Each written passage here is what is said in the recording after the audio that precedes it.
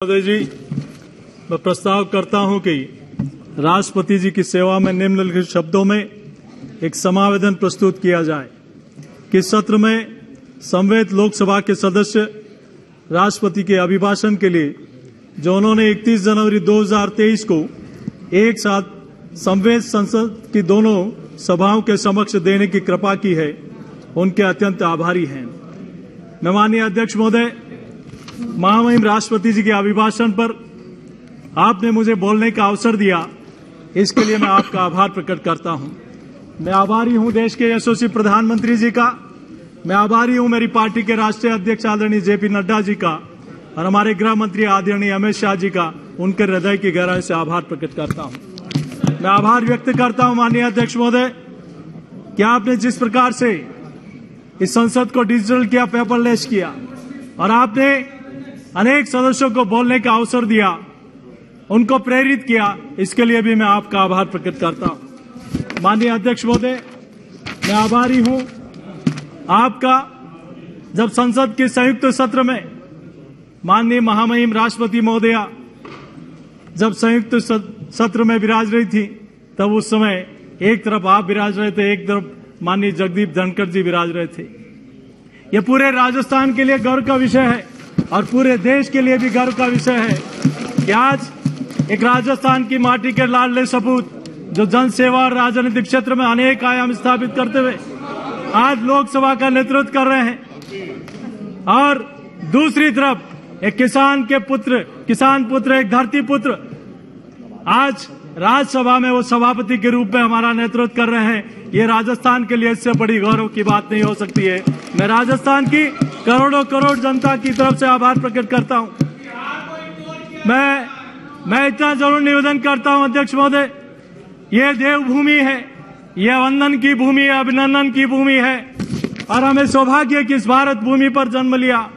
और आप और हम जिस प्रदेश से आते हैं वो मीरा का आंगन है, वो राणा का राणांगन है, वो पद्मावती के जौहर की भूमि है, वो पन्ना के बलिदान की भूमि है, वो भगवान देव नारायण की भूमि है, वो तेजाजी महाराज की भूमि है, वो महाराणा प्रताप की भूमि है, वो बप्पा रावल की भूमि है, वो राणा सांगा की भूमि है, वो संत रैदास की भूमि है, वो मानगढ़ धाम की भूमि है, वो महाराजा सूरजमल की भूमि है, वो पीतल पाथल की भूमि है, वो भगवान परशुराम की तपोस्थली है, तो भगवान श्री कृष्ण की क्रीड़ा स्थली है।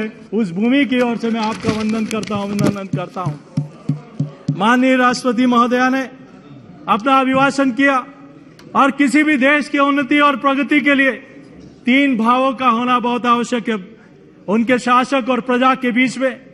पहला है मातृभूमि, दूसरा है मातृ संस्कृति और मातृभाव।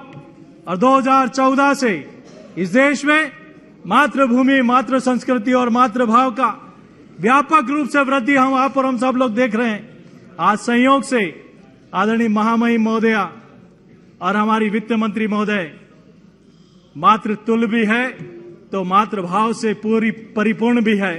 उनका जब संबोधन हम सब लोगों ने सुना और देश के प्रधानमंत्री एक सामान्य नागरिक से प्रधानमंत्री तक अपने आप को शासक नहीं, एक प्रधान सेवक के रूप में मानकर अपने को गर्व की अनुभूति करते हैं, तब यह लगता है कि मातृभूमि से, मातृभाव से है कोई व्यक्ति जो इस भारत माता की सेवा के लिए संलग्न है। किसी ने कहा नरेंद्रनाथ दत्त से नरेंद्र दामोदर दास मोदी तक, नरेंद्र से लेकर नरेंद्र तक कहा था उठो, जागो और तब तक मत रुको जब तक अपने लक्ष्य की प्राप्ति मत कर लो।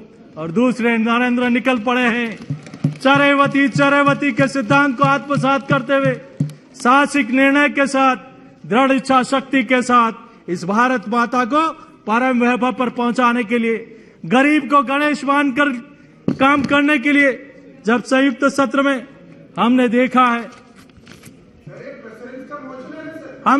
है त्रेता युग में माता सबरी प्रभु श्री राम का स्वागत करने के लिए आतुर थी।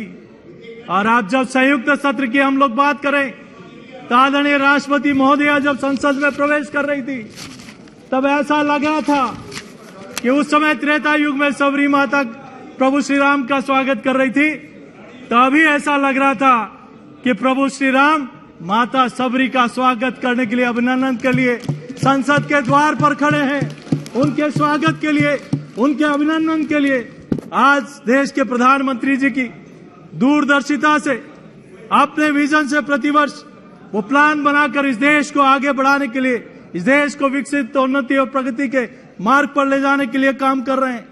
आज हमारा सौभाग्य है, पूरे देश के करोड़ों लोगों का सौभाग्य है कि आदरणीय प्रधानमंत्री जी के नेतृत्व में, जिसका जिक्र अभिभाषण में आया था, आज सकल घरेलू उत्पाद का जो देश 85% भागीदारी रखते हैं, जो वैश्विक व्यापार में 75% हिस्सेदारी रखते हैं, जो दुनिया की 2/3 आबादी का नेतृत्व करते हैं, ऐसे देशों की G20 देशों की अध्यक्षता करने का गौरव भारत को मिला है। इसके लिए अभिनंदन करते हैं हमारी सरकार का, माननीय प्रधानमंत्री जी का। भारत देश भर में अनेक बैठकें आयोजित करेगा। वैश्विक स्तर पर भारत की छवि को काफी प्रसिद्धि मिली है। G20 का अध्यक्षता का ये लोगो, ये थीम, ये वेबसाइट देश के संदेश और दुनिया की प्राथमिकताओं में भारत की प्राथमिकताओं को प्रतिबिंबित करने का काम करेगा। G20 का हमारा मंत्र वासुदेव कुटुंबकम, one earth, one family, one future, उदार चरिता नाम तू वासुदेव कुटुंबकम। यह मेरा, यह पहराया, ये छोटे विचार के व्यक्ति सोचते हैं, लेकिन उच्च चरित्र के लोग, उच्च विचार के लोग पूरे समस्त परिवार को अपना, देश को अपना, दुनिया को अपना परिवार मानकर चलते हैं। माननीय महामहिम राष्ट्रपति महोदया ने अभिभाषण में अपने वक्तव्य किया, ये आजादी का अमृतकाल चल रहा है। कुछ ही महीनों में हम आजादी के अमृतकाल में प्रवेश, 75वें वर्ष में प्रवेश करेंगे। जिस तरह से पहली बार देश के प्रधानमंत्री जी ने लाल किले की प्राचीर से तिरंगा फहराया था, उसके पश्चात ये तिरंगा आज पूरे विश्व भर में फहराता नजर आ रहा है। इस तिरंगे के खातिर अनेक लोगों ने अपनी प्राणों की आहुतियां दे दी। कई युवाओं ने भारत माता की जय, इंकलाब जिंदाबाद का नारा देकर इस भारत को गुलामी की बेड़ियों से मुक्त कराने के लिए अपने प्राणों की आहुति दे दी। आज स्वर्ग से उनकी आत्मा भी खुश हो रही होगी कि तिरंगा आज विश्व भर में लहरा रहा है। हमें खुशी इस बात की भी है कि कश्मीर के लाल चौक से लेकर, देश के प्रमुख चौराहे से लेकर, एयरपोर्ट से लेकर रेलवे स्टेशन, देश के प्रमुख चौराहे पर जब तिरंगा फहराता है तो राष्ट्रवाद की प्रेरणा पूरे देश भर के लोगों को देता है। आज ये तिरंगा पूरे देश में संकट काल का भी पर्याय बन चुका है। जब रूस और यूक्रेन का युद्ध हम लोगों ने देखा, तब मात्र तिरंगे के कारण, इस देश के प्रभावी प्रधानमंत्री के आह्वान के कारण दो दुश्मन राष्ट्रों ने भी बमबारी बंद कर दी और तिरंगे के पीछे हजारों हमारे भाई बहन सुरक्षित हिंदुस्तान लौटकर आ गए। पहले भी देश के प्रधानमंत्री दुनिया में जाते थे, न तो देश को पता लगता था, न दुनिया को पता लगता था। लेकिन आज 56 इंच के सीने वाला प्रधानमंत्री शहर हिंदुस्तान दुनिया के देश में जाते हैं तो वहां भी भारत का तिरंगा फहराता है, भारत माता का जयघोष होता है। तब कहना चाहता हूं, गूंज रहा है दुनिया में भारत का नगाड़ा, चमक रहा है आसमान में सितारा। आज के दिन आओ मिलकर करें दुआ कि बुलंदी पर लहराता रहे तिरंगा हमारा, बुलंदी पर लहराता रहे तिरंगा हमारा। आजादी के अमृत काल में हजारों वर्षों के गौरवशाली अतीत का गर्व जुड़ा है। भारतीय स्वतंत्रता संग्राम की प्रेरणाएं जुड़ी है, भारत के स्वर्णिम भविष्य के संकल्प जुड़े हैं।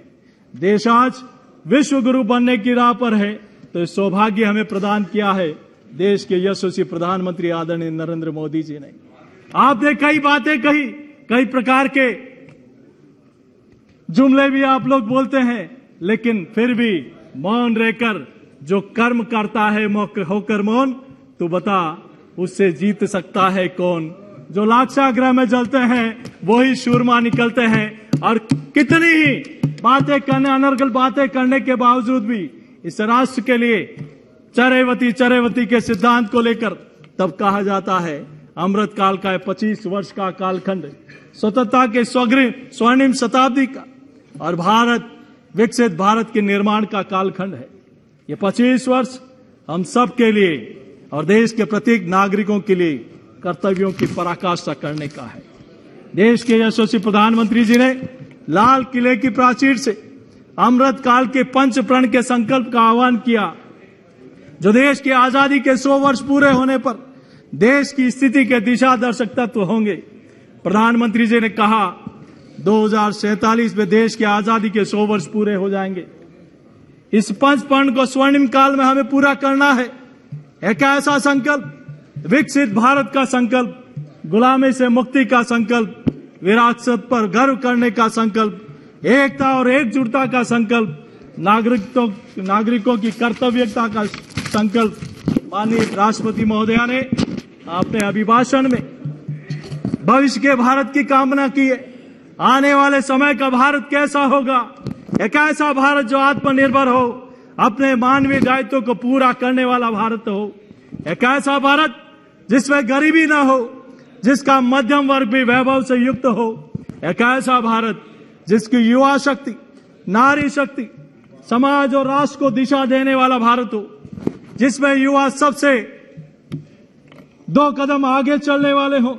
एक ऐसा भारत जिसकी विविधता और अधिक उज्जवल हो, जिसकी एकता और अधिक अटल हो।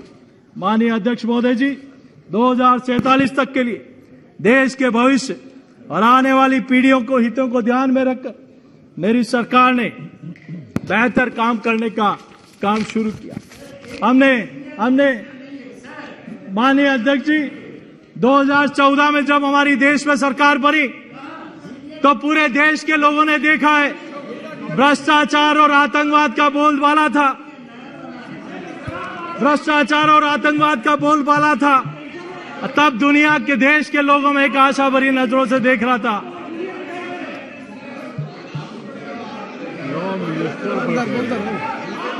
दादा आपसे कड़ा कोई वरिष्ठ नहीं है, बिराजी आप। 2014 में देश में आतंकवाद, देश में भ्रष्टाचार की आग जल रही थी।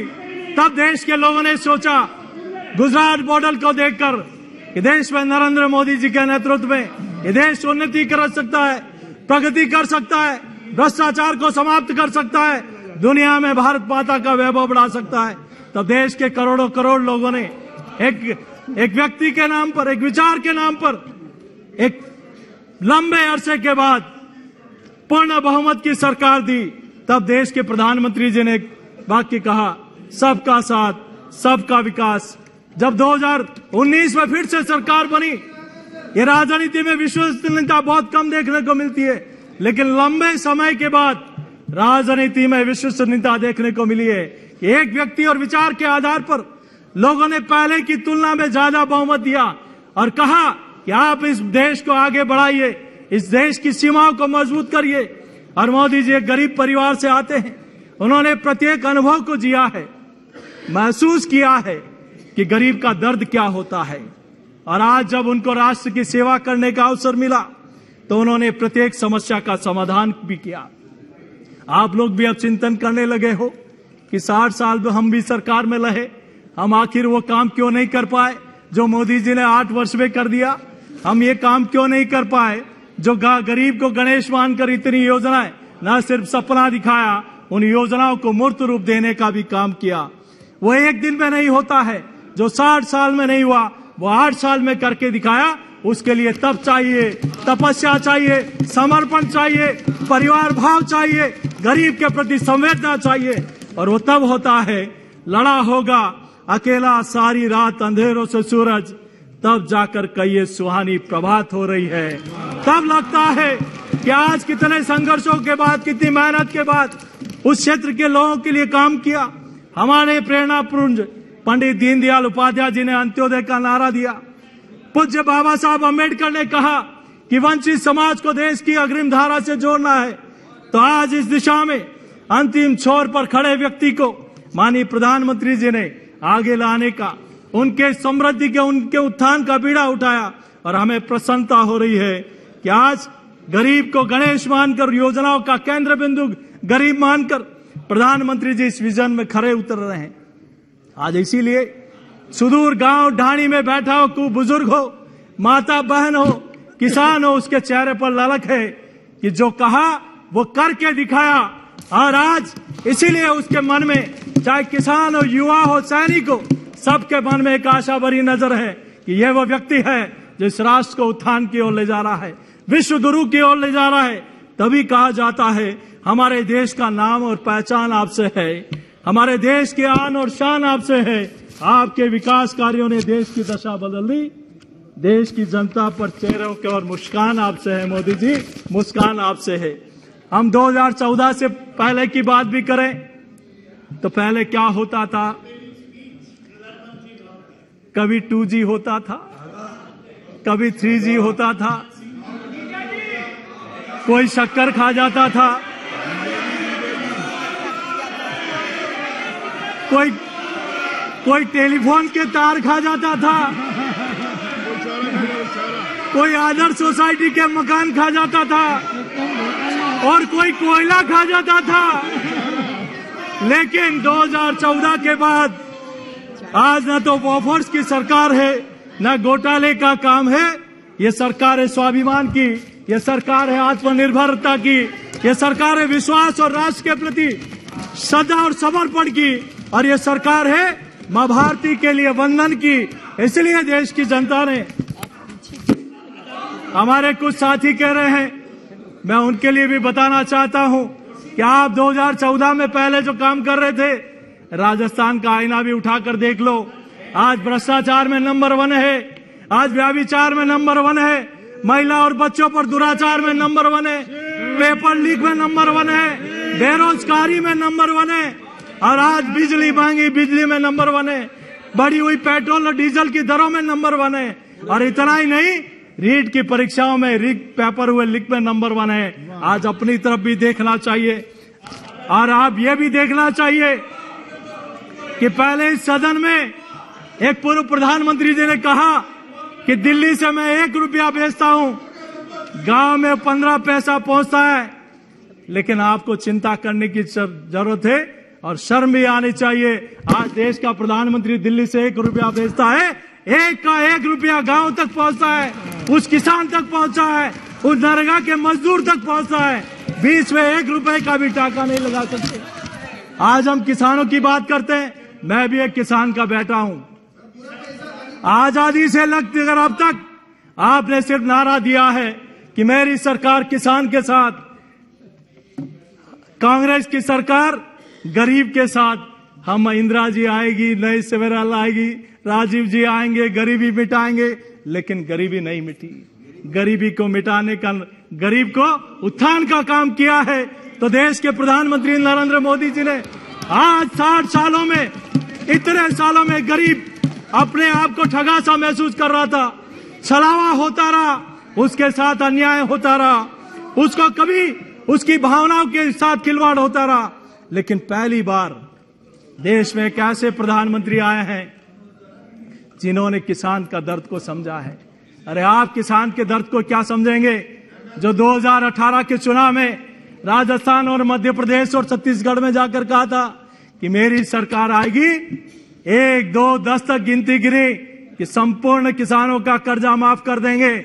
आज वो किसान आत्महत्या के लिए मजबूर है, उसने कर्जा जमा नहीं कराया, आज पत्र लिखकर आत्महत्या कर रहा है। हजारों किसानों के घर के बाहर नोटिस लगे कि तुम्हारी जमीन नीलाम होने वाली है। उसके जिम्मेदार कोई है तो आप लोग जिम्मेदार हैं। आज किसान अपनी संतान की तरह अपनी फसल की रक्षा करता है। उसको चिंता होती है कि मेरी फसल का क्या होगा, उसको चिंता होती है उस किसान को उसकी फसल के भाव की, उसके फसल को मंडी तक ले जाने की, उसके उचित बेचान करने की, उसको जंगली जानवरों से सुरक्षित रहने की, उसको चिंता होती है उसकी बाढ़ की। वो कैसे अपनी फसल की रात दिन मेहनत करता है और धरती माता को सीना फाड़ कर वो इस मिट्टी में से सोना उगाने की ताकत कोई रखता है तो मेरा किसान रखता है।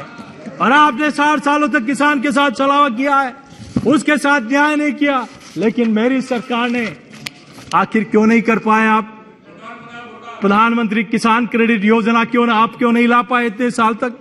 आपने फसल बीमा योजना, आपने फैक्ट्री के लिए उसको लोन के लिए तो चिंता की, लेकिन किसान क्रेडिट कार्ड की आपने चिंता नहीं की।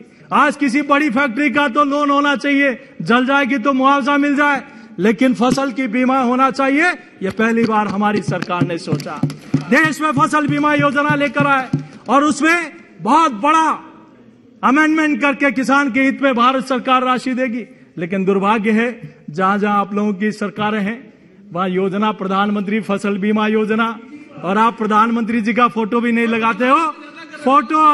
प्रधानमंत्री जी को फोटो की जरूरत नहीं, किसान के दिल में बसा हुआ है तो देश का प्रधानमंत्री नरेंद्र मोदी जी बसे हुए हैं। आपने फसल खराबे की बात की, जब पिछले कार्यकाल में इसी संसद में पूरे देश में ओलावृष्टि हुई, अतिवृष्टि हुई, किसान की फसल बर्बाद हो गई, तब पूरे देश के और राजस्थान के सांसद माननीय प्रधानमंत्री जी से मिलने गए कि किसान की फसल बर्बाद हो गई, एनडीआरएफ से कुछ मदद करिए, राष्ट्रीय राहत आपदा कोष से। उन्होंने कहा अधिकारियों को बोले नियम बना हुआ है संसद में कि 50% से ऊपर का खराब होगा तो ही मेरी सरकार कोई मदद कर पाएगी। तब प्रधानमंत्री जी के एक वाक्य ने किसानों का दिल जीत लिया। बोले संसद में 1 या 10 कानून भी किसान के लिए बदलने पड़ेंगे तो मेरी सरकार बदल देगी, और पहली बार 50% खराबे की जगह 33% किया गया और किसानों के लिए सरकार के खजाने खोल दिए गए। आज हमें खुशी होती है, आप कहते हो कि 6,000 से क्या होता है, लेकिन आप 1 रुपया तो भेज कर देखते, आप भेज कर तो देखते। मैं शारदा पे नहीं बोलूंगा अभी, लेकिन यह जरूर है, लेकिन देश के प्रधानमंत्री जी ने कभी चुनाव में वादा नहीं किया, कि मेरी सरकार बनेगी तो मैं किसान को 6,000 रुपया डालूंगा, उसके खाते में दूंगा। आपको कल्पना नहीं होगी, आप तो बड़ी बड़ी गाड़ियों में आते हो, लेकिन आज किसान को खाद और बीज लाने के लिए जब वो साहूकार के पास जाता है, ब्याज से लेकर आता है, तब वो कैसे अपना गुजारा बसर करता है, उसकी चिंता को आप नहीं समझ सकते, क्योंकि आपने चांदी के चम्मच में पानी पिया है। लेकिन किसान का दर्द समझता है नरेंद्र मोदी जी, जिन्होंने कहा मेरी सरकार साल के 6,000 रुपए देगी। आपने 2.25 लाख करोड़ रुपए की मदद दी गई, और खास बात यह है कि हमारी मातृशक्ति, हमारी माताएं बहनें जो खेत में काम करती है, 3 करोड़ हमारी लाभार्थी महिलाएं हैं, 54,000 करोड़ महिला हमारी मातृशक्ति के सीधे खाते में गए। मैं कहना चाहता हूं, हमारी सरकार ने आज जिस प्रकार से योग दिवस के लिए माननीय प्रधानमंत्री जी के आह्वान को दुनिया ने माना, वैसे ही हमारा मोटा अनाज जो 60 के दशक में हमारी थाली से गायब हो गया था, हमारी थाली में गेहूं और चावल आ गया था, आज इस मिलेट ईयर माननीय प्रधानमंत्री जी के आह्वान पर 70 देशों ने इसका समर्थन किया। श्रीअन्न योजना इस 2023 में आप भली आलोचना करो, लेकिन आप भी अगर इसका टेस्ट करोगे तो आपका शुगर, जो बीपी शुगर बढ़ जाता है, वो कंट्रोल में रहेगा। इसका लाभ लें। योजनाओं का लाभ तो आप चोरी छुपे करते लेते ही हैं, टीका भी चोरी छुपे लगाते हैं, तो इसका भी मोटे अनाज का भी लाभ लें, आपका सेहत ठीक रहेगा। तो देश, क्योंकि प्रधानमंत्री जी दुनिया के लिए सोचते हैं, पूरे देश को अपना परिवार मान के चलते हैं, तो आप भी स्वस्थ रहेंगे तो देश स्वस्थ रहेगा। सॉइल हेल्थ कार्ड योजना किस प्रकार से माननीय प्रधानमंत्री जी ने कि मेरी भारत माता के सीने में हमारा किस प्रकार से खाद के माध्यम से उसकी स्वच्छता के लिए ध्यान रखा जाए। 23 करोड़ किसानों ने मिट्टी का परीक्षण किया। 6,000 करोड़ प्रतिवर्ष 11 करोड़ किसानों के लिए पीएम किसान सम्मान निधि योजना के माध्यम से मिला। 38 करोड़ किसानों को प्रधानमंत्री फसल बीमा योजना के माध्यम से लाभ मिला। 1260 मंडियों की स्थापना, ई मंडी की स्थापना हुई है। एमएसपी मिनिमम सपोर्ट प्राइस आत्मनिर्भर अन्नदाता को बनाने के लिए, लेकिन आपकी सरकार ने बाजरा के लिए एक पत्र लिखना था खाली भारत सरकार को। आज राजस्थान का किसान औने पाने दामों में उसको बाजरा बेचना पड़ रहा है। आज सब्सिडी का 2 लाख करोड़ रुपया किसान के पास जाता है। नीम कोटेड यूरिया। आज हम बात करें बिजली की, राजस्थान में आप लोगों ने वादा किया था कि महंगी बिजली नहीं देंगे, 24 घंटा 8 घंटा बिजली देंगे, लेकिन आज राजस्थान का किसान कड़कड़ाती ठंड में खेती कर रहा है। आने वाला चुनाव भी ठंड में है, आपको ठंड लगाने वाला है राजस्थान का किसान, आप चिंता करने की आवश्यकता नहीं है। हम भारत जोड़ो की बात करें, आज प्रधानमंत्री जी ने कहा कि हम डायरेक्ट बेनिफिट योजना के माध्यम से जन आधार मोबाइल से फर्जी लाभार्थियों को हटाने का काम किया। जो वास्तव में पात्र है उस व्यक्ति को लाभ मिले, उस योजना का लाभ मिलना चाहिए। इसके लिए 300 से ज्यादा योजनाओं का सीधा पैसा लाभार्थियों के बैंक में गया। 27 लाख करोड़ से ज्यादा की रकम, आपको भी आश्चर्य होता होगा कितने जीरो लगते हैं, इतने सीधे व्यक्ति के लाभार्थियों के खातों में गई है। हम जीएसटी की बात करें, हम एक देश वन नेशन वन टैक्स, कुछ लोग कहते हैं पहले भी आपके समय इस प्रकार की बात आई थी, लेकिन आप हिम्मत नहीं कर पाए। आप जमीन से आपका एक कदम आगे नहीं बढ़ पाया, लेकिन देश के लिए साहसिक निर्णय लेने का काम भी कोई साहसिक व्यक्ति कर सकता है। वन नेशन वन टैक्स, आज देश के व्यापारी भी खुश हैं और तो इस देश की अर्थव्यवस्था में अपना महत्वपूर्ण अपनी भूमिका भी अदा कर रहे हैं। माननीय प्रधानमंत्री जी ने इस देश को आध्यात्मिक रूप से जोड़ा, डिजिटल रूप से जोड़ा, इस देश को रेलों से जोड़ा, इस देश को हाईवे से जोड़ा, इस रेल को हवाई मार्ग से जोड़ा, ऑप्टिकल फाइबर से जोड़ा, आर्थिक रूप से जोड़ा, किसानों की उपज को मंडी से जोड़ा, शिल्पियों के उत्पाद को वैश्विक बाजारों से जोड़ा, कला से जोड़ा, देश के हौसलों से जोड़ा, सेना को इरादों से जोड़ा और विश्व में भारत के विश्वास को जोड़ा। इसलिए लोग कहते हैं मोदी जी है तो मुमकिन है। ये अंतरात्मा की आवाज से निकलता है, ये कोई ऊपर से नहीं। जब व्यक्ति मन से आशीर्वाद देता है और मन से देश के लिए काम करता है तो निश्चित रूप से ईश्वर भी उनका साथ देता है।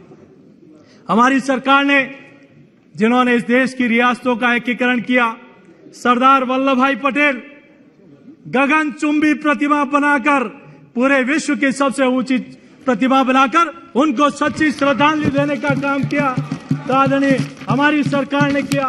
हम उस पार्टी से आते हैं जो जोड़ने का काम करती है, और आजकल तो जो एक दूसरे की शक्ल भी नहीं देखते, एक दूसरे से बात भी नहीं करते थे, आजकल गले में गले मिलाकर, हाथ से हाथ मिलाकर उनको जोड़ने का काम भी हमारी सरकार ने और हमारी पार्टी ने किया। माननीय अध्यक्ष जी, आप भारत जोड़ की बात करने निकले हैं। पहले राजस्थान में 2 लोगों को जोड़ के तो दिखा दो। पहले राजस्थान में 2 लोगों को जोड़ के दिखा दो। एक कहता है कि एक ऐसा जादूगर है जो तिजोरी में बिना ताले खोलते ही पेपर को लीक कर देता है, तो दूसरा कहता है कि मेरी पार्टी में दूसरा कोरोना आ गया। नालायक है इस प्रकार के, उनको तो जोड़ के दिखा दो। आपने भारत जोड़ो की बात करते हैं, आपने प्रधानमंत्री की कुर्सी के लिए मेरी भारत माता के टुकड़े करा दिए। पूरा लाहौर और दिल्ली लाशों से हटा था, और दिल्ली और लाहौर में सत्ता के लालची लोग खुशियां मना रहे थे। आप भारत जोड़ो की बात करते हैं, आप भारत जोड़ो की बात करते हैं। जब जेएनयू में भारत तेरे टुकड़े होंगे इंशाल्लाह इंशाल्लाह, कौन उसके समर्थन में जाकर खड़ा हुआ था? किसने देश से कश्मीर को अलग करने का प्रयास किया था? आप भारत जोड़ो की बात करते हैं। और राजस्थान में तो भारत जोड़ो यात्रा में कई लोगों ने दूरियां बना ली, कोई पता नहीं किसी का हाथ पकड़ रहा है, कोई गले में कर रहा है, हर और मैं कहना चाहता हूं, संस्कार, जब किसी का संस्कार समय पर नहीं होता है तब इस प्रकार की बातें आती है। गर्भाधान संस्कार का भी अपना समय होता है, मुंडन संस्कार का, नामकरण संस्कार का, लेकिन उम्र पार होने के बाद भी जब किसी का पणिग्रह संस्कार नहीं होता है तब इस प्रकार की बातें सामने आती है। आज मैं कहना चाहता हूं, कोई पैदल चलकर भी भारत को नहीं जोड़ पाता, लेकिन जिनके इरादे मजबूत होते हैं वो निश्चित रूप से वसुधैव कुटुंबकम की भावना को लेकर पूरे विश्व से अपने आप को जोड़ लेता है। इसीलिए लोग कहते हैं मोदी जी है तो मुमकिन है। आप कितनी आलोचना कर लो, चमन को सींचने में कुछ पत्तियां जड़ गई होंगी, यही इल्जाम लगा रहा है चमन से बेवफाई का। जिन्होंने चमन को रोन डाला अपने पैरों से, वे दावा कर रहे हैं चमन की रहनुमाई का। मैं आपसे कहना चाहूंगा, हमारी सरकार ने गरीब को केंद्र बिंदु में रखकर काम किया, चाहे सामाजिक सोशल सिक्योरिटी हो, चाहे हेल्थ हो, हर मामले में आज आपने इतने दादा बंगाल पे भी बोलूं क्या? आपने इतने वर्षों तक गरीब के बारे में नहीं सोचा कि कोई भी गरीब, उसके परिवार का सदस्य किसी अस्पताल में जाता है तो कैसे उसका इलाज होगा। गरीब की जमीन बिक जाती है, महिला के जेवर बिक जाते हैं, तब भी किसी का इलाज नहीं हो पाता। आज देश में पहले प्रधानमंत्री आए हैं जो देश के 50 करोड़ लोगों के बारे में सोचा, आयुष्मान भारत योजना लेकर आए। क्या ये आपके स्वास्थ्य की चिंता मैं करता हूं, और आपको आईना भी दिखा देता हूं कि 2013-14 में आपने बजट में मात्र 33,700 करोड़ का प्रावधान किया था, और हमारी सरकार ने 2022-23 में 86,200 करोड़ रुपए का प्रावधान किया। 149% वृद्धि की गई। आज देश भर में 9,000 से ज्यादा प्रधानमंत्री जन औषधि केंद्र खोले गए। आयुष्मान भारत योजना हो, चाहे मेडिकल कॉलेज हो, चाहे एम्स की स्थापना हो, चाहे प्रधानमंत्री सुरक्षित मातृत्व अभियान हो, चाहे संजीवनी योजना हो, चाहे प्रधानमंत्री मातृत्व वंदन योजना हो, हर वर्ग के लिए, सबके लिए, सबका स्वास्थ्य ठीक रहे, इसके लिए हमारी सरकार ने काम किया है। आज हम पेयजल की बात करें, इतने वर्षों तक उन गांव ढाणियों में सुदूर माताओं बहनों को अपने सर पर कई किलोमीटर पानी लेकर आना पड़ता है। इतने वर्षों तक फ्लोराइड युक्त पानी पीने को मजबूर थे। आज माननीय प्रधानमंत्री जी ने 2019 में एक अलग से मंत्रालय बनाया और राजस्थान की माटी के सपूत हमारे गजेंद्र सिंह जी को इसका मंत्री बनाया। क्या आप जाइए देश भर में, आपको आश्चर्य होगा वो गांव में रहने वाला कौन है, वो माताएं बहनें जिसके घर पर पानी नहीं पहुंचता, जिनको सुदूर कई किलोमीटर दूर रहकर पानी लाना पड़ता है, उसके लिए इतने वर्षों तक अगर पानी वहां तक नहीं पहुंचा तो उसके लिए कोई जिम्मेदार है तो आप लोग जिम्मेदार हैं। और 2019 से मेरी सरकार ने जल जीवन मिशन के माध्यम से इस काम को शुरू किया। आज राजस्थान में ये योजना संजीवनी रामबाण का काम कर रही है। आज गांव में ढाणी में पीने का पानी, शुद्ध पानी पहुंच रहा है। 2019 में मात्र 17% आबादी के पास नल था और आज 57% आबादी में पीने का शुद्ध पानी नल की टूटी से माध्यम से, नल के माध्यम से पहुंचने लगा है। आज के 7 दशकों तक 3.25 करोड़ घरों तक पीने का कनेक्शन था, आज 11 करोड़ परिवार तक पीने का शुद्ध पानी पहुंचने लगा है।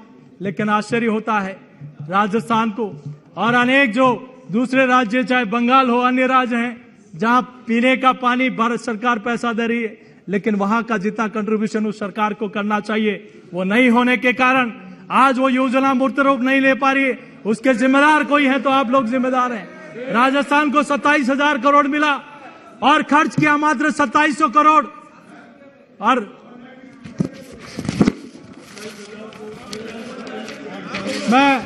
हम आधारभूत सुविधाओं की, अरे आपको दर्द होना स्वाभाविक है क्योंकि आपने कुछ नहीं किया।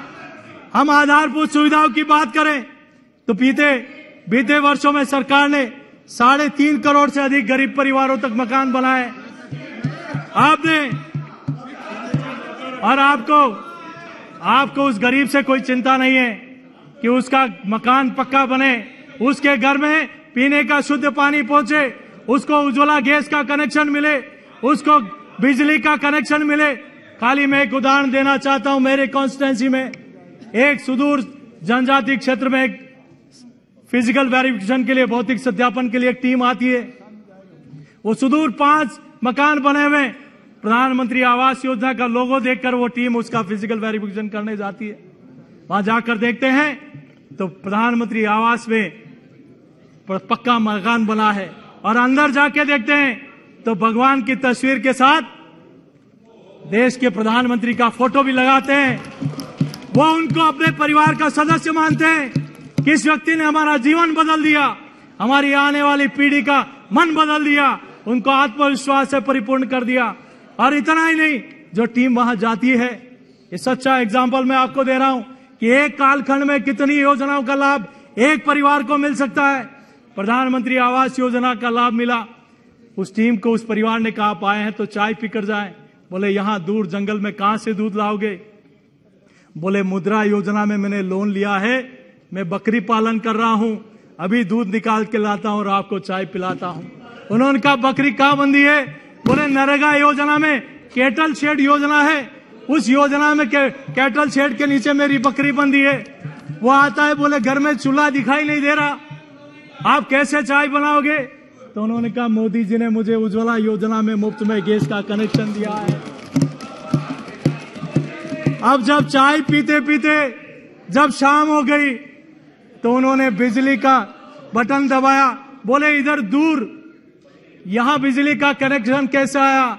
मोदी जी ने पंडित दीनदयाल उपाध्याय ग्राम ज्योति योजना में 28 खंभे लगाकर मात्र 5 परिवारों तक के लिए बिजली का कनेक्शन भेजने का काम किया। तब लगता है जब कोने में वो देखने गए, एक बुजुर्ग माता सो रही थी। बोले क्या हुआ माता जी? बोले ऑपरेशन करा के, हार्ट का ऑपरेशन कराया आए हूं। बोले कहां से?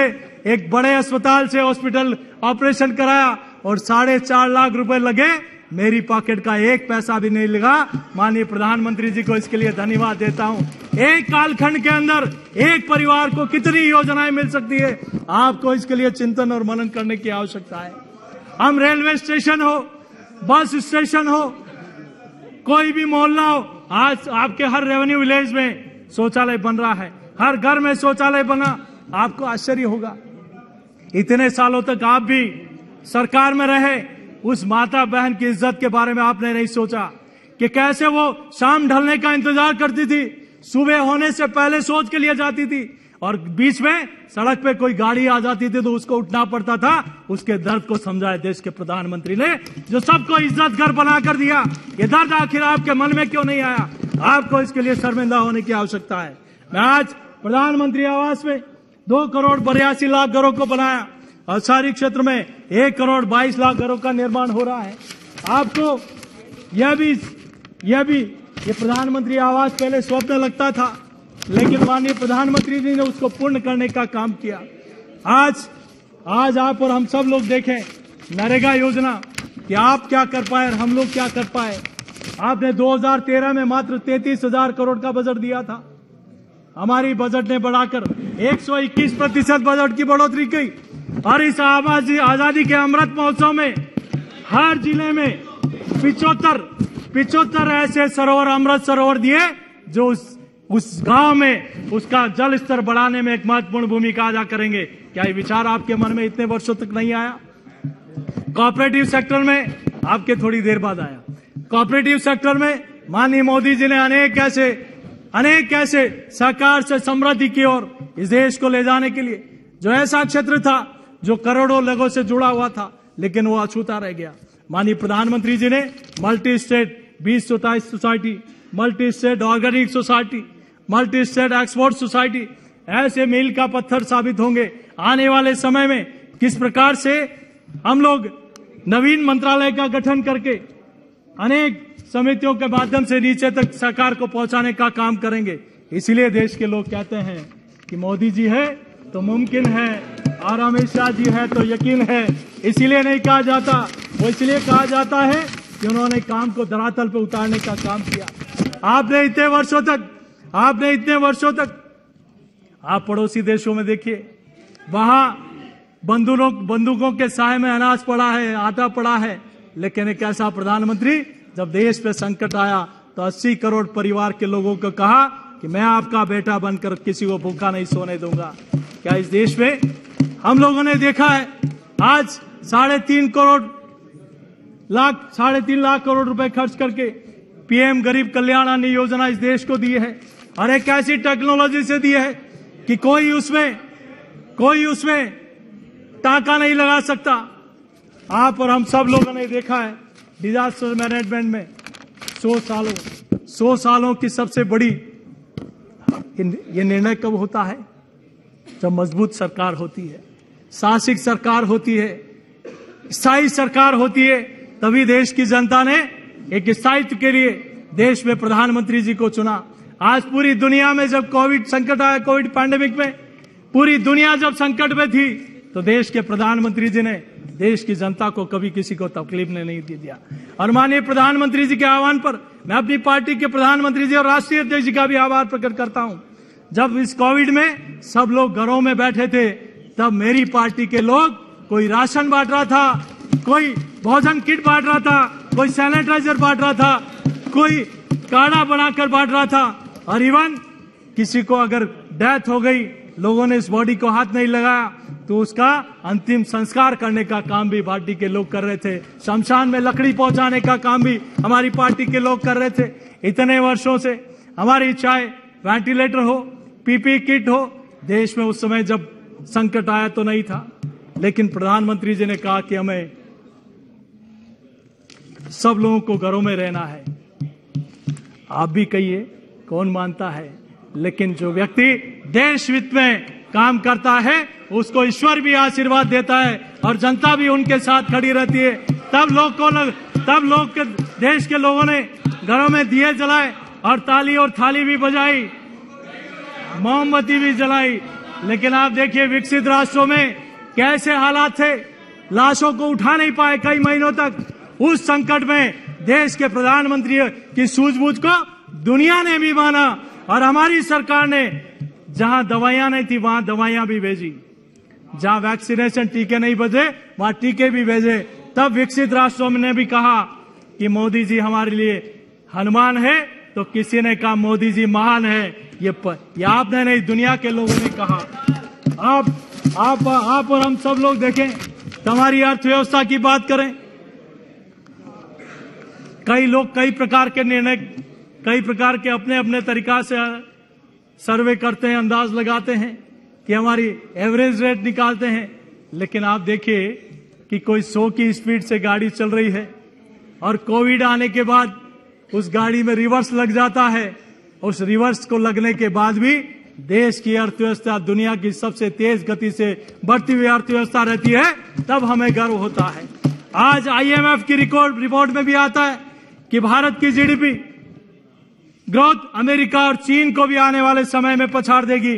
जिस देश ने हमें गुलाम बनाया उस देश को भी पछाड़कर 10वीं से 5वीं अर्थव्यवस्था हमारे देश से वहां तक पहुंचाने का काम किया। आज हम लोग बात करें विदेशी मुद्रा के भंडार की, तो 2013 में क्या था, $304 बिलियन, और आज 22-23 में $564 बिलियन के साथ 185% वृद्धि हुई थी। कई लोगों ने GST आने पर कई प्रकार की बातें कही थी कि ये गब्बर सिंह टैक्स है। इस टैक्स के लिए क्या समय आने पर अपनी सरकार ने क्यों नहीं कदम उठाए? आपने क्यों नहीं साहसिक कदम उठाया? आज हमारी सरकार ने साहसिक कदम उठाया तो देश की अर्थव्यवस्था में जो कर का भुगतान करने वाले हमारे भाई महत्वपूर्ण भूमिका निभा रहे हैं, आज वो भी खुश हैं और देश के गरीब के पास उनका टैक्स का पैसा जाता है, वो भी खुश हैं। आज गब्बर सिंह टैक्स की बात करते हैं। हाँ, गब्बर सिंह टैक्स है, लेकिन गब्बर सिंह टैक्स है उन लोगों के लिए जो देश की अर्थव्यवस्था में अपना योगदान नहीं करते और टैक्स की चोरी करते हैं, उनके लिए गब्बर सिंह टैक्स है, उनके लिए नहीं है जो इस देश की अर्थव्यवस्था में अपना महत्वपूर्ण भाग निभाते हैं। आज आप और हम सब लोग बात करें युवाओं की, असंगठित क्षेत्र के लोगों की। इस कोविड पैंडेमिक में के बाद आपने बड़ी बड़ी योजनाएं बनाई होगी, लेकिन रेडियो और पटरी पर जो काम करता है उसके लिए किसी ने चिंता नहीं की। स्किल डेवलपमेंट के बारे में किसी ने चिंता नहीं की। आपने स्ट्रीट वेंडर्स के बारे में चिंता नहीं की। उन गरीब लोगों के बारे में चिंता नहीं की जो आज रोजगार के लिए अपने आप को उपेक्षित महसूस कर रहे थे। उसके लिए मेरी सरकार ने कहा आत्मनिर्भर भारत योजना, प्रधानमंत्री स्वनिधि योजना, प्रधानमंत्री मुद्रा योजना, प्रधानमंत्री रोजगार सृजन योजना, स्टार्टअप इंडिया, गरीब कल्याण योजना। आज आप लोगों को होना चाहिए। आपने युवाओं के साथ क्या किया? आपने युवाओं के साथ क्या किया? जब 2000 में अध्यक्ष जी मैं जिला परिषद का मेंबर था, जब इनकी सरकार थी राजस्थान में, इन्होंने क्या, आपकी सोच युवाओं के लिए क्या है? राजीव गांधी पाठशाला में मैं ही ऐसे घूमते हुए चला गया। एक हमारे उस समय राजीव गांधी पाठशाला में उन्होंने नियुक्तियां दी हुई थी, वो पढ़ा रहा था। ये हिमालय है, यहां से गंगा नदी निकलती है और बंगाल की खाड़ी में जाकर गिरती है मैंने कहा अरब सागर में जाकर गिरती है। मैंने कहा भैया ये क्या पढ़ा रहे हो बच्चों को, देश का भविष्य है। वो के भाई साहब यहाँ की सरकार 1500 रुपए खैनी को रगड़ते हुए बोल रहा था कि यहाँ की सरकार 1500 रुपए में देती है, तो 1500 रुपए में तो मैं अरब सागर में ही पहुंचा सकता हूं, बंगाल की खाड़ी में नहीं पहुंचा सकता। नरेगा से भी कम मजदूरी आपने वहां के युवाओं को दी। आज वहां के युवा की हालत क्या है? 70 लाख युवा अपने उनका भविष्य अंधकार में आपने डाला है। वहां की रीट की परीक्षा 16 परीक्षाओं में से 10 बार पेपर निरस्त करने पड़े। आज अपनी मां अपने बेटे को पढ़ाती है, लिखाती है कि मेरा बेटा मेरा बुढ़ापे की लाठी बनेगा, मेरा सहारा बनेगा। वो अपने जेवर बेचकर उस बच्चे को पढ़ाती है। पिता अपनी जमीन बेचकर गिरवे रखकर उस बेटे को पढ़ाता है कि 2 साल पढ़ने के बाद 3 साल पढ़ने के बाद परीक्षा देगा, अधिकारी बनेगा, मेरे बुढ़ापे के सहारा बनेगा। लेकिन होता क्या है कि जिस खजाने की चाबी, तिजोरी की चाबी सरकार के पास रहती है, वही सरकार पेपर लीक करने में शामिल होती है और राजस्थान के 70 लाख युवाओं का भविष्य अंधकार में डालने का काम करती है। आपकी सोच युवाओं के प्रति ये है। और हम लोग ये कह सकते हैं कि आज अनुसूचित जाति हो, जनजाति वर्ग हो, पिछड़े हो, हर वर्ग के लिए मेरी सरकार ने जो काम किया वो 9 वर्ष में एक मील का पत्थर है। हमने देखा, हमने 10 वर्ष अनुसूचित जाति और जनजाति के लिए हमारी सरकार ने आरक्षण बढ़ाने का काम किया, तो ओबीसी के लिए पहली बार संवैधानिक दर्जा देने का काम किया, तो नरेंद्र मोदी जी की सरकार ने काम किया। आपने काका कालकेलकर की रिपोर्ट को इधर फुटबॉल की तरह इधर से उधर फैलाते रहते थे, लेकिन कोई निर्णय नहीं किया। लेकिन कोई साहसिक निर्णय ही व्यक्ति ही निर्णय कर सकता है, वो निर्णय किया हमारी सरकार ने और हमारे देश के प्रधानमंत्री नरेंद्र मोदी जी ने। पहली बार बिरसा मुंडा जी की जयंती, भगवान बिरसा मुंडा की जयंती एक जनजाति गौरव रूप दिवस के रूप में बनाया। पहली बार राजस्थान में मानगढ़ धाम, जिसको दूसरा जलियांवाला बाग कहते हैं, हमारे आदिवासी भाइयों ने अंग्रेजों से मुकाबला किया, पीठ नहीं दिखाई, सीने पे गोलियां खाई। उस मानगढ़ धाम पे हजारों उन स्वतंत्रता सेनानियों को श्रद्धांजलि देने का काम किया, तो हमारे प्रधानमंत्री स्वयं वहां आए। और ये पहली बार कोई प्रधानमंत्री उस धरती पर आया और उन्होंने उस स्वतंत्रता सेनानियों को श्रद्धांजलि दी। आपने नवोदय विद्यालय और केंद्रीय विद्यालय तो देखें, लेकिन उस जनजाति क्षेत्र में कैसे वो बच्चा पढ़ लिख कर इस देश की मुख्य धारा से जुड़ेगा। 400 एकलव्य मॉडल खुले, करोड़ों रुपए की लागत के बने। और इसके लिए मैं देश के यशस्वी प्रधानमंत्री जी का धन्यवाद देता हूं कि आज एकलव्य मॉडल स्कूल के माध्यम से वहां का युवा उसमें पढ़ाई करने जा रहा है, अपने भविष्य को सुरक्षित कर रहा है और देश के प्रधानमंत्री नरेंद्र मोदी जी को भी धन्यवाद दे रहा है। बंधन विकास केंद्र आजीविका का एक बहुत बड़ा साधन बना है, चाहे बंबू की खेती हो, अनेक ऐसे हमारे जनजाति क्षेत्र में हमारे युवा साथी, हमारी मातृशक्ति इस योजना के माध्यम से जुड़कर अपने भविष्य को सुरक्षित करने का काम कर रहे हैं। न सिर्फ उनको रोजगार मिला है, बल्कि अपने साथ कई लोगों को रोजगार देने का भी काम इस योजना के माध्यम से किया है।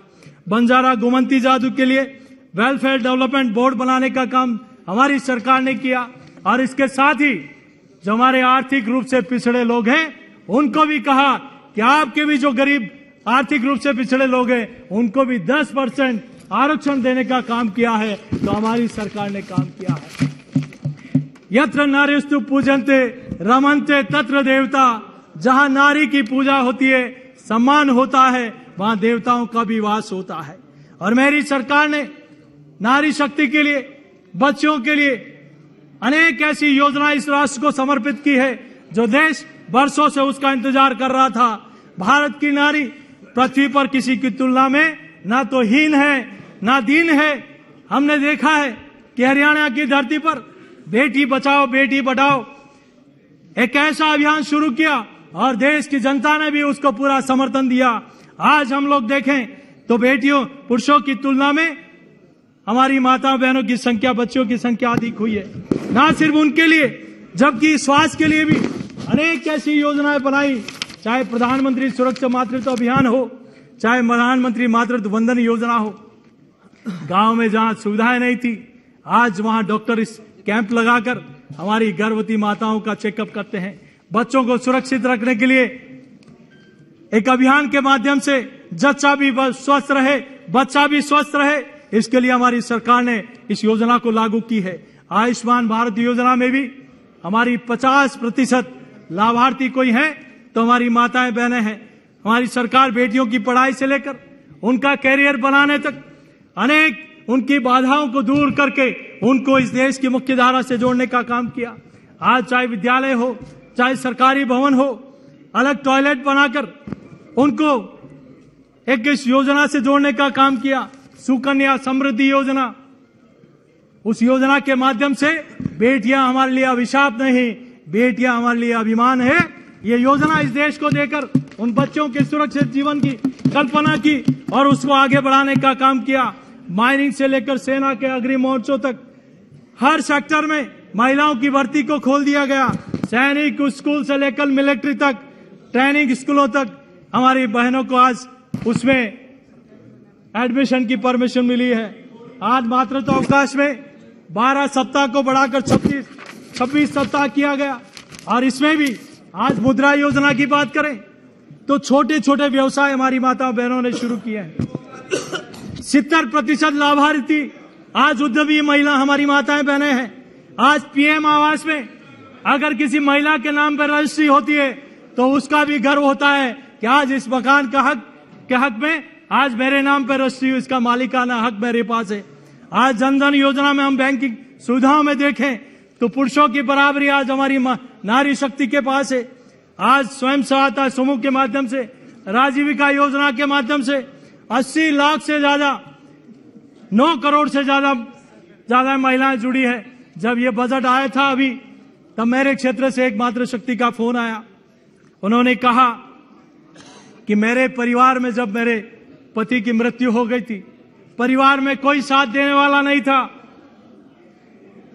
पड़ोसी ना परिवार के, मेरे 3 बच्चे हैं, उनको क्या खिलाऊंगी, क्या पिलाऊंगी।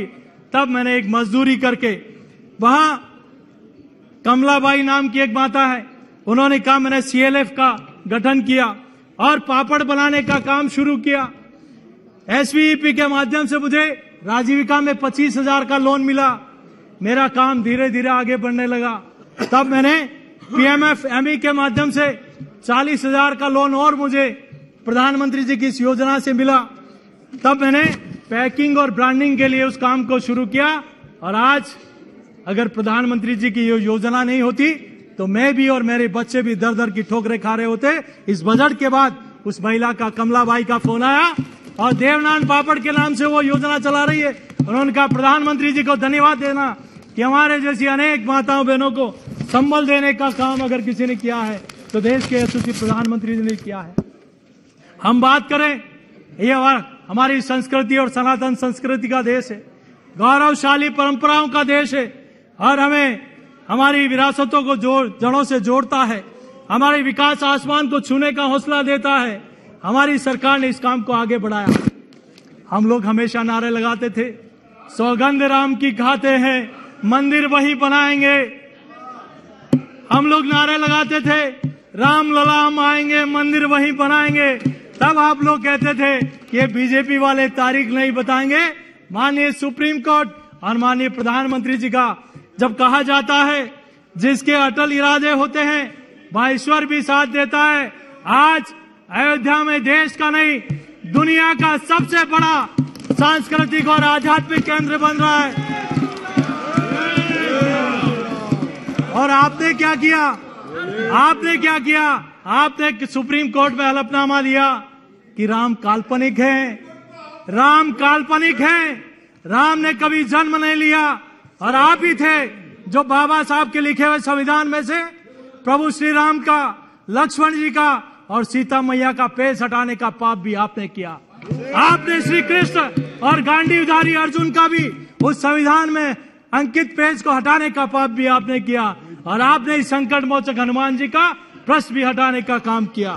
आज मैं कहना चाहता हूं, आपने ये भी कहा और तब कहता हूं, शुभ कामों में हमेशा सहयोग देना चाहिए। मोदी जी की सरकार में लूट सके तो लूट लो, राम नाम की लूट है, अंतकाल पच जाएगा, जब पच जाएगा छूट तब याद आएगा राम। आजकल लोगों को सिया राम याद आ रहा है, आजकल लोगों को सिया राम आ रहा है। मेरी सरकार अयोध्या में रामलला का मंदिर बना रही है, तो राजस्थान में राम दरबार को सीकर में बुलडोजर से तोड़ते हैं, तब हमें तकलीफ होती है। मेरी सरकार महालोक का निर्माण करती है, तब राजस्थान में शिव मंदिरों को ड्रिल मशीन से तोड़ा जाता है, तब हमें दर्द होता है। आप तुष्टीकरण की बात करते हो, आप तुष्टीकरण की बात करते हो। राजस्थान में नवरात्रि पर लोग भूखे पेट रहते हैं, उसकी चिंता नहीं, लेकिन राजस्थान में एक ऐसी सरकार है जो कहती है रोजे के दिनों में 24 घंटे बिजली मिलनी चाहिए, उनको नवरात्रा की चिंता नहीं रहती है, तब हमें तकलीफ होती है। आपने वहां कई ऐसे संगठन हैं, हम राव रेवाड़ी निकालते हैं, बाबा रामदेवरा जाते हैं, हम जलजूलनी 11 पे जुलूस निकालते हैं, तब कहते हो प्रतिबंध है, और कोटा में पीएफआई जैसे आतंकवादी संगठन को आप परमिशन देते हो और वहां भारत के खिलाफ नारे लगते हैं, तब वो आपको ठीक लगता है। आपको मैं धन्यवाद देना चाहता हूं मेरी सरकार का। 2013 से पहले हमारी कई ऐसी विरासत, हमारी ऐसी सनातन संस्कृति के ऐसे कई अंश जो चोरी हो गए, दुनिया में चले गए। 2013 से पहले मात्र 13 मूर्तियां विदेश से वापस हिंदुस्तान में आई, लेकिन मेरी सरकार ने 2014 से अब तक 297 ऐसी विरासतों को हिंदुस्तान में लेकर आए, चाहे अन्नपूर्णा देवी हो, चाहे नटराज की मूर्ति हो, ऐसी फिर से हिंदुस्तान में आपने ऐसा भी काम किया है।